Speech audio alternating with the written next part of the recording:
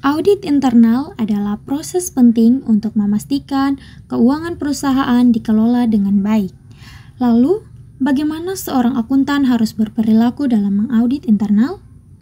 Seorang akuntan harus berperilaku profesional, objektif, dan berintegritas dalam setiap langkah audit. Hari ini kita akan mulai proses audit internal untuk memastikan bahwa laporan keuangan kita sesuai dengan standar dan akurat. Ingat bahwa audit internal ini dilakukan untuk meningkatkan transparansi dan akuntabilitas di perusahaan. Benar sekali Angel, sesuai dengan tujuan utama dari audit internal ini yaitu untuk mengevaluasi efektivitas pengendalian internal, mengidentifikasi risiko, dan memberikan rekomendasi untuk perbaikan. Selain itu, audit internal juga penting untuk kita semua untuk menjalin komunikasi yang baik dengan departemen lain dan membantu manajemen untuk mengambil keputusan yang baik juga. Saya siap untuk turun lapangan dan memeriksa dokumen dan transaksi secara langsung dan untuk memastikan prosedur berjalan dengan baik.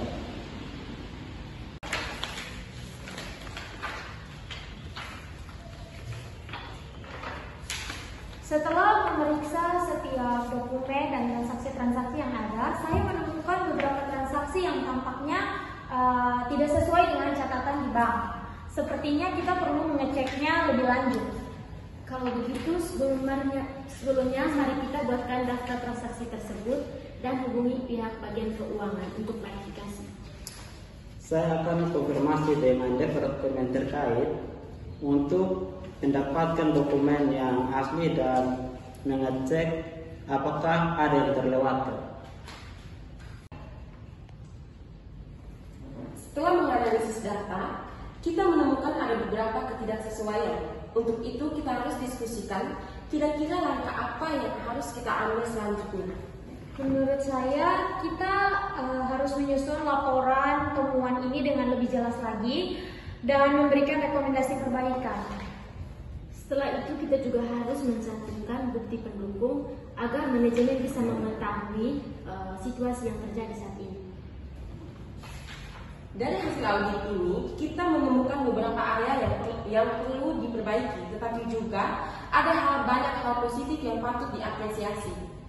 Saya juga mengidentifikasikan adanya beberapa ketidaksesuaian dalam laporan keuangan dan memberikan rekomendasi untuk meningkatkan proses pengendalian internal.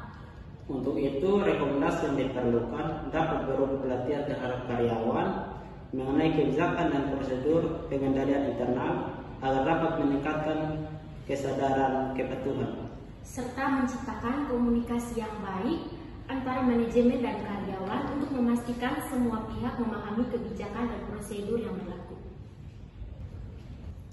Dengan melakukan audit internal secara profesional dan transparan, kita tidak hanya membantu perusahaan, tetapi juga membangun kepercayaan antara tim audit dan manajemen.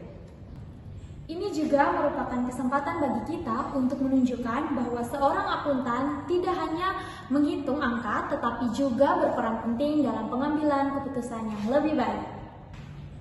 Kita harus selalu pastikan semua laporan dapat disampaikan tepat waktu.